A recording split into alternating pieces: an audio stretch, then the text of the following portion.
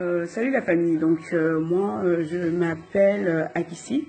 Déjà, si je fais cette vidéo, c'est parce que je vois depuis un certain temps n'importe quoi sur Facebook concernant les élections en Côte d'Ivoire, surtout l'enrôlement.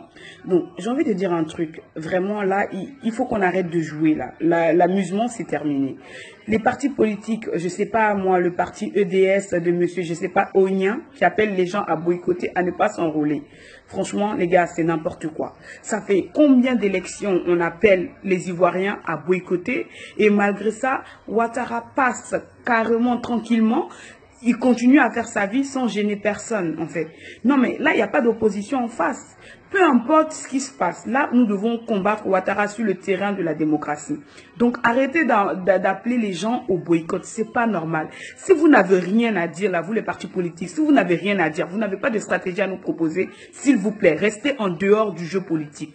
Restez en dehors du jeu politique parce que nous, les Ivoiriens, que ce soit les Ivoiriens du Sud, du Nord, de l'Est, de l'Ouest de la Côte d'Ivoire, nous sommes fatigués. On veut la paix. On en a marre de ces politiques, de ces hommes politiques qui sont des dictateurs. Franchement, là, je suis vraiment déçue en fait. Et je vois des gens qui les encouragent en disant oui, on doit boycotter, on doit boycotter, on doit boycotter. Mais les gars, réfléchissez un peu. Si une stratégie ne marche pas, il faut en changer et en trouver une nouvelle qui marche. Il faut tester toutes les stratégies. Ouattara lui-même, là, qui est au pouvoir, on sait très bien qu'il n'a pas gagné les élections, mais lui-même qui est au pouvoir. C'est parce qu'il s'est ramené sur le jeu politique. C'est parce qu'il est allé aux élections et que quand les élections ont eu lieu, il a eu la bouche pour dire que non, Gbagbo a triché et machin, et que les gens ont tendu l'oreille pour l'écouter. Mais si vous ne partez même pas aux élections, si vous appelez les gens à boycotter les élections, comment demain vous allez pouvoir contester, en fait, comment dirais-je, les élections de Ouattara? Comment demain vous allez pouvoir dire que lui, il n'a pas gagné les élections? Il faut arrêter les gars. Il faut arrêter les gars. Ça fait combien d'années on est dans cette histoire-là? Ça ne marche pas. Cette stratégie du boycott ne marche pas. Au contraire, nous devons faire quoi? Aller massivement sur les listes électorales. Demander à nos parents, demander à nos mères, demander à nos petits frères, nos cousins, oncles, tantes, même tout ce qu'ils sont en train de faire aujourd'hui là.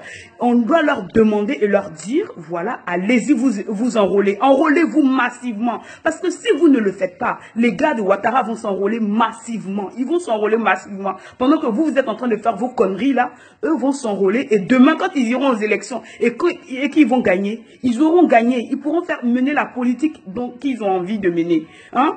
Donc franchement, à l'heure là, arrêtons. Moi le FPI, j'espère que le FPI va pas appeler au boycott. J'espère vraiment que le FPI va pas appeler au boycott. Parce que sinon ça serait vraiment de l'amateurisme, je le dis. De l'amateurisme, pourquoi? Parce que déjà nous on a un gros problème. Le FPI a une grosse épée de Damoclès sur sa tête. Le problème c'est qu'il aujourd'hui il y a deux FPI. Le FPI du côté de Gbagbo et le FPI de l'autre, là, Afin Guessan. Aujourd'hui, la loi autorise que ce soit Afin Guessan qui porte l'étiquette du FPI. On n'a même pas encore fini de régler ça. Nous, on appelle les gens à boycotter les élections, de ne pas les s'enrôler. Mais pourquoi? S'enrôler là, c'est pas encore élection. S'enrôler là, ce n'est pas encore élection. Vous comprenez? C'est pas parce que tu t'en vas t'enrôler que tu vas forcément voter. Mais c'est mieux quand même de s'enrôler. Il faut qu'on soit prêt en cas de cas. Parce que vous dites que oui, celui qui dit qu'il n'est pas encore minuit est toujours là. C'est vrai, il est toujours là. Mais on sait jamais. Le monde qui est là, ça bouge beaucoup. La politique qui est là, ça bouge beaucoup. Les gens placent beaucoup leurs pions. Donc les choses peuvent changer. Admettons, vous dites aux gens de ne pas aller s'enrôler. Vous dites aux gens de ne pas aller sur les listes électorales. Et que demain, à l'approche des élections, Ouattara décide aujourd'hui de supprimer celui qui dit qu'il n'est pas minuit. C'est maintenant que vous allez appeler les gens d'aller s'enrôler alors qu'il est déjà trop tard. Non mais il faut arrêter.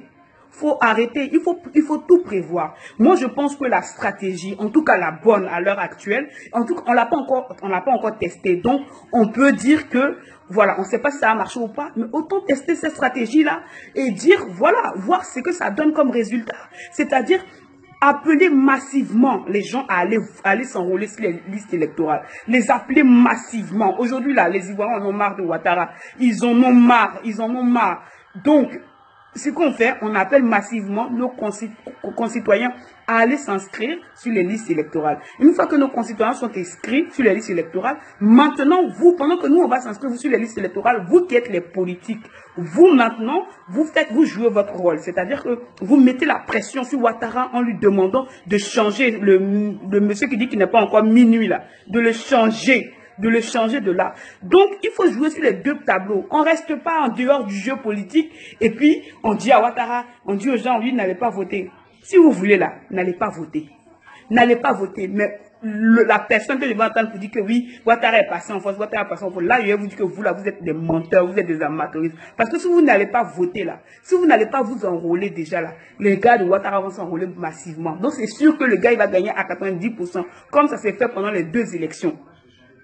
Donc vraiment, enfin pendant l'autre élection qui est passée. Donc vraiment, là, ce n'est plus le temps maintenant de dire oui, allons-y voter, allons-y voter. Les partis politiques là, vous qui êtes au devant de la scène là, nous, on s'en fout de vous. On s'en fout de vous parce que malgré tout ce qui se passe dans le pays là, il y a quand même quelqu'un qui arrive, il y a quand même des gens qui arrivent quand même à manger. Hein? On ne sait même plus, on n'a aucune visibilité, on ne sait même plus qui est avec Ouattara, qui n'aime pas Ouattara. Celui qui se lève, il dit oui, n'allez pas vous enrôler. Pourquoi on ne va pas les s'enrôler? Pourquoi on ne va pas les s'enrôler? Moi, je vis à Paris, mais j'irai m'enrôler quand même. Je vis à Paris, je vis en France, mais j'irai m'enrôler quand même. Parce que la meilleure stratégie aujourd'hui pour battre Ouattara, c'est de le battre en fait sur le terrain politique, sur son propre terrain. Parce que si nous allons voter massivement, parce que tout le monde sait qu'aujourd'hui, là, Ouattara cristallise en fait toutes les colères en fait des Ivoiriens. Si aujourd'hui on va marcher massivement, on va s'enrôler massivement et qu'on vote aux élections contre Ouattara, demain là, on pourra dire non Ouattara, tu mens, tu n'as pas gagné les élections. On pourra au moins s'opposer à lui, l'envoyer quand même à venir discuter. Maintenant, nous on se retire du jeu politique, on fait un rond, toi tu décides de sortir du rond, tu te mets en dehors du rond, alors que la bataille se passe dans le rond, et puis tu es là-bas et tu veux donner tes ordres, tu veux contraindre qui comme ça? Tu veux contraindre qui comme ça? Tu veux contraindre qui comme ça? Donc franchement, les Ivoiriens, que vous soyez... Que tous ceux qui sont en âge de voter, je vous en prie, n'écoutez pas les hommes politiques. Je vous en prie, je vous en supplie, allez voter. Allez, non, même pas voter. Là, on ne parle pas encore de vote. Ne mélangeons pas tout. Là, on parle d'aller s'enrôler.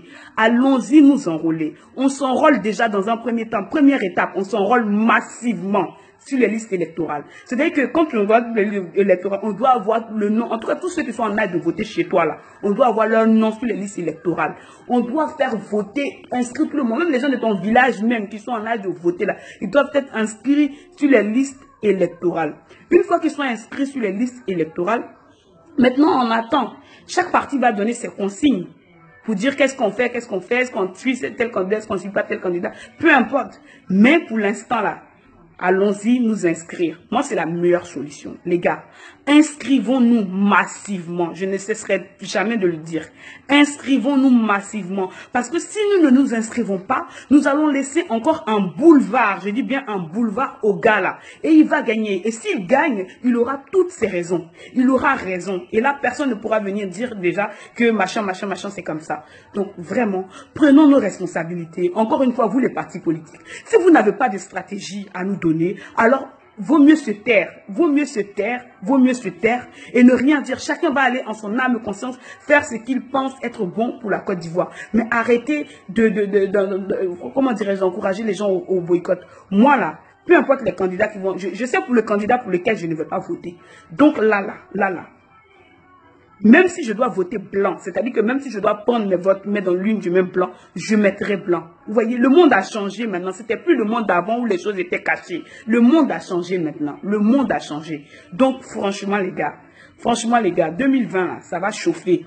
Ça va chauffer. Donc, chacun de nous, même si on ne peut pas faire partir Ouattara, on ne peut pas faire partir Ouattara par la force. Là, à l'heure actuelle, la personne peut faire partir Ouattara par la force. Mais nous pouvons faire quelque chose par nos votes. Par nos votes. Par nos votes, nous pouvons faire quelque chose. Les gens disent oui, les Français le soutiennent, les Français. Mais ce n'est plus le gouvernement français d'avant. Les choses ont changé. Les lignes politiques sont en train de changer. Donc là, c'est plus que maintenant que nous devons être présents. plus que maintenant que les Ivoiriens de tous bords politiques qui sont contre ce pouvoir, contre ce gouvernement-là, aillent s'enrôler et voter massivement contre le candidat qui ne veulent pas pour pouvoir faire pression demain et dire que mais non, les gens ont voté massivement comme celui-là, c'est pas possible. Vous voyez? Donc vraiment, n'écoutez pas les hommes politiques. N'écoutez pas les hommes politiques parce que je constate aujourd'hui qu'ils sont tous dans l'amateurisme. À part faire boycott, ils n'ont rien à proposer. Boycott, depuis on est dans ça, on a boycotté. On a boycotté les régionales, on a boycotté la députation, on a boycotté les élections. Le gars, il est toujours là. Mais à un moment donné, si une stratégie ne fonctionne pas, réfléchissez à une autre stratégie. La seule stratégie qu'on nous donne aujourd'hui, c'est la stratégie du boycott. Et ça ne marche pas. Ça ne marche pas. Hein? Ça ne marche pas. Parce que dire que oui, on va se mettre à côté, ou dire que oui, il a déjà gagné d'avance. Mais réfléchissez un peu les gars, regardez Ouattara. Gbagbo était au pouvoir, Gbagbo tenait tous les rênes, en tout cas c'est ce qu'on croyait. Il tenait tous les rênes. Il était même chef de président de la Côte d'Ivoire à l'époque. Il tenait tous les rênes. Mais malgré ça, est-ce que vous pensez que le gars s'est dit, le gars il aurait pu commencer par la rébellion directement, même dit il n'y a pas élection, on commence par la rébellion? Non. Le gars est parti quand même sur le terrain de la politique. Il est parti quand même aux élections. Ils ont magouillé là-bas.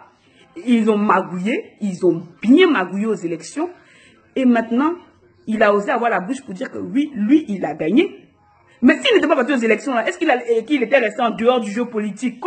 Est-ce qu'il allait dire que oui, non, c'est moi qui ai gagné, les autres ont triché? Non, c'est parce qu'il est quand même parti aux élections. Il aurait pu dire, mais oui, c'est perdu d'avance, Gbagbo est là, même si la France est derrière moi, c'est perdu d'avance. Il aurait pu penser comme ça. Non, mais il est parti aux élections. Il est parti quand même, malgré tous les risques que cela comportait, il est quand même parti. Les gars, personne ne savait que ce qui s'est passé, et puis Gbagbo est quitté au pouvoir, ça allait se passer. Personne n'avait cette visibilité-là. Et pourtant, il est quand même parti. Donc, nous aussi, prenons notre courage en main. On a déjà essayé le boycott, ça n'a pas marché. Vous comprenez? Parce que même s'il gagne avec 1%, même s'il gagne avec 2%, là, il a gagné. Il a gagné. Ça ne va pas changer quelque chose. Si l'autre est parti au pouvoir, aux élections, et qu'il gagne même avec 1%, même avec 2%, même avec 2 personnes même, si c'est ces 2 personnes qui ont voté, il a gagné, il est président de la Côte d'Ivoire. On peut dire oui, c'est illégitime, son élection n'est pas légitime parce que, non, on peut dire ça. On peut dire ça, mais n'empêche qu'il a gagné. Il a gagné, il aura gagné. Donc ne lui laissons pas un boulevard. Allez-y les gars. Vraiment la jeunesse ivoirienne, tous les Ivoiriens, enrôlez-vous massivement. Enrôlez-vous déjà, surtout l'enrôlement c'est très important. Parce que si tu ne t'enrôles pas et que demain la situation change et qu'on décide de changer, celui qui dit n'est pas minuit et c'est truc on décide de reformer là. Je vois mal le gars là dit bon on va reprocéder à l'enrôlement. Non, il sera trop tard. Parce que dans tous les cas, nos gens ne se seront pas enrôlés, lui ces gens se seront enrôlés et peu importe celui qu'on va mettre, il va pouvoir passer parce que ces gens vont voter massivement. Ne faisons pas cette erreur-là, pardonnez. 2020, c'est l'espoir de tout le monde. Je vous en supplie. Je vous en supplie. La politique, là, c'est pas la politique. Ne pratiquons pas la politique de la chaise vide. Je vous en supplie. Ne pratiquons pas la politique de la chaise vide. Je vous en supplie. Pour l'instant, là, on ne parle pas d'élections et tout ça, machin, machin. On ne parle pas. C'est vrai que Gbagbo est encore à la CPI. Mais pour l'instant, on ne parle même pas de quel candidat va se présenter.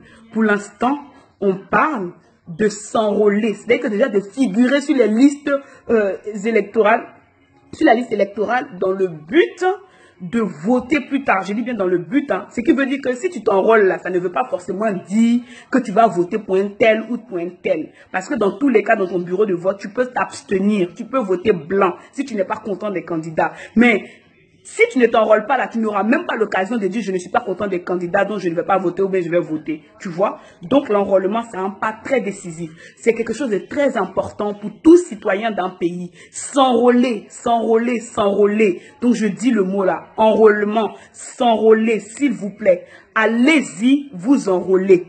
À envoyer vos enfants, vos femmes, vos maîtresses, vos deuxièmes bureaux là, tout cela, vos servantes, tout cela, envoyez-les s'enrôler, c'est très important. Sinon là, en 2020 là, ne venez pas gueuler dans nos oreilles ici pour dire que Ouattara fait les dangas, Ouattara fait ceci. Non.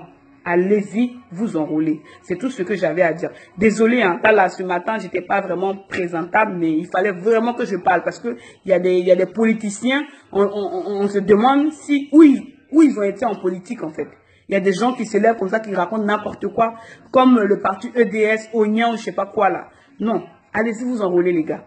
Allez-y vous enrôler massivement. Moi, je préfère m'enrôler et plus tard, si je vois que les candidats qui sont présentés ne me plaisent pas, je préfère m'enrôler et plus tard même aller voter pour un chien ou bien même ne même pas voter même du tout. Je préfère m'enrôler et puis même dire, le jour de l'élection, dire bon, les candidats ne me plaisent pas, je reste chez moi. Voilà, au moins je me serai enrôlé. Parce que si je ne m'enrôle pas et que demain on me dit que ah, Babou est libéré, machin, ou bien telle personne est libérée, il est candidat aux élections,